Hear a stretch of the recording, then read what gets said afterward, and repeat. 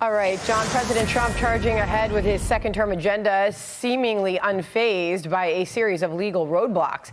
Griff Jenkins is live in Washington on this for us. So, Griff, what's the latest in this barrage of lawsuits?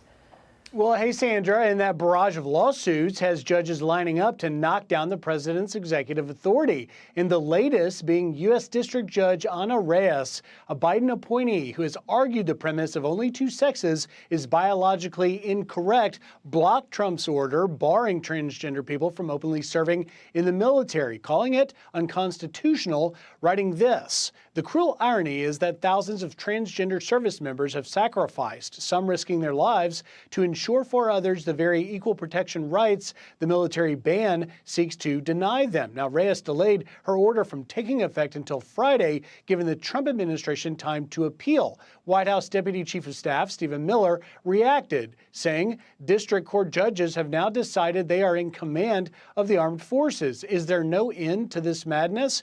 And a conservative who goes by the name Cynical Publius writes, "So when is a federal district judge going to rule that it's illegal to bar 80-year-old bipolar paraplegics from serving in the Marines?" Now this, Sandra, as another federal judge, Theodore Chuang, an Obama appointee, blocked efforts to shut down USAID, ruling that, too, is unconstitutional as President Trump vows to fight it. Well, we'll be appealing it, I guess. Not I guess. I guarantee you, we will be appealing it. We have rogue judges that are destroying our country. But wait, there's more. Yesterday, in yet another case, a federal judge blocked the EPA's attempt to recoup $20 billion in Biden-era climate grants. Sandra? All right, Griff Jenkins on that for us in Washington. Griff, thank you. John? All right, Sandra, let's bring in Carrier Bond, Fox News chief legal editor, for more on all of this. Here's what the New York Times wrote about all of the legal challenges to Donald Trump's agenda. They wrote, quote, "The legal clashes over President Trump's blizzard of executive orders are intensifying, with new lawsuits and fresh rulings emerging day and night. As of March 15th, at least 46 of those rulings have at least temporarily paused some of the president's initiatives." This would seem to be an unprecedented level of judicial intervention. Some critics might say interference in the president's agenda. Yeah, it's crazy. By contrast, in the 20th century, over 100 years, only 27 nationwide injunctions were issued against administrations. Compare that with the number that you just put up on screen. Over 100 years. And Trump has been in office for how long? So you're saying there's been more in the last 2.5 months? Yes, than over the entire, than over the 20th century. Previous 100 and years? so, so I think the question that really needs to be asked at this point is, at what point does the president of the United States get to be the president of the United States? Because if you take a look at these cases, they really can be boiled down into very simple but very important constitutional questions. Does the president have the authority to hire and fire? Does the president get to assess what makes the military, what military readiness is? When can a president remove illegal people from this country? When can the executive branch conduct audits? Can the executive branch manage spending on its way out the door?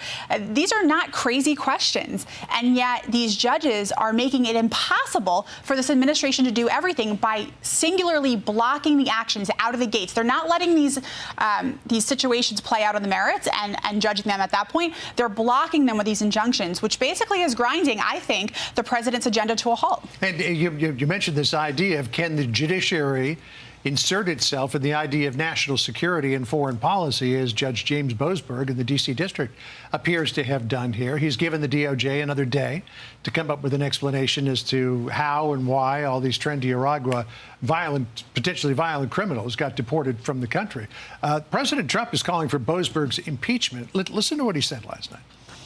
Radical left, he was Obama appointed, and he actually said we shouldn't be able to take criminals, killers, murderers, horrible, the worst people, gang members, gang leaders, that we shouldn't be allowed to take them out of our country. Well, that's a presidential job. That's not for a local judge to be making that determination. So he said again that Judge Boasberg should be impeached, which brought a rare rebuke from the Chief Justice, John Roberts, who said that there's a long-standing tradition of judicial independence in this country, and that's why we have appellate courts. Don't go around calling for people's impeachment. What did you think of that? I was surprised. On the other hand, I wasn't, because the chief with all due respect, is a political creature who does not like to be perceived as a political creature, yet he is one. He's also the one who appointed this judge in the Tren de Aragua Plains situation to the FISA court, a court that did not exactly clothe although this judge was an Obama appointee originally. Right, but he put him on the FISA court, which, as we know, did not exactly clothe itself in glory with respect to the Trump administration. That's right.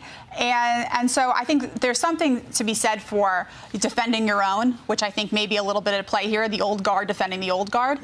But look, you know, if John Roberts wants to go about the normal appellate review, then I really hope that means that the Supreme Court intends to get involved soon on one of these presidential power cases, because the situation, I think, is becoming untenable. And I think the Plains situation is emblematic of the tremendous overreach that judges are currently engaging in when it comes to the executive branch. Now, on the Plains situation, I will say this.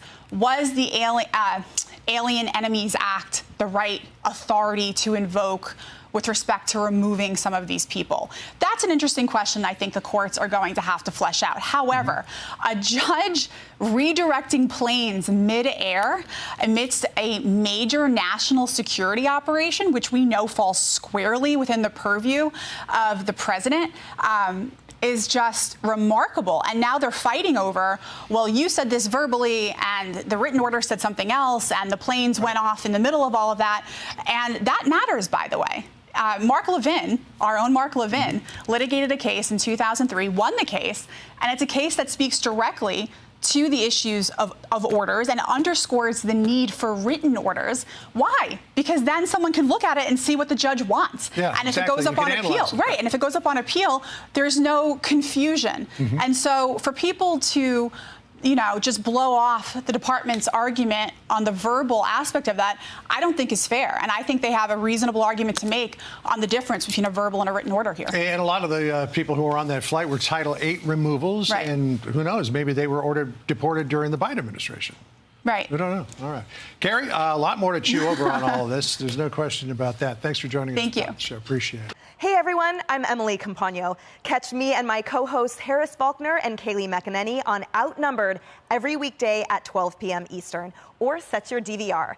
Also, don't forget to subscribe to the Fox News YouTube page for daily highlights.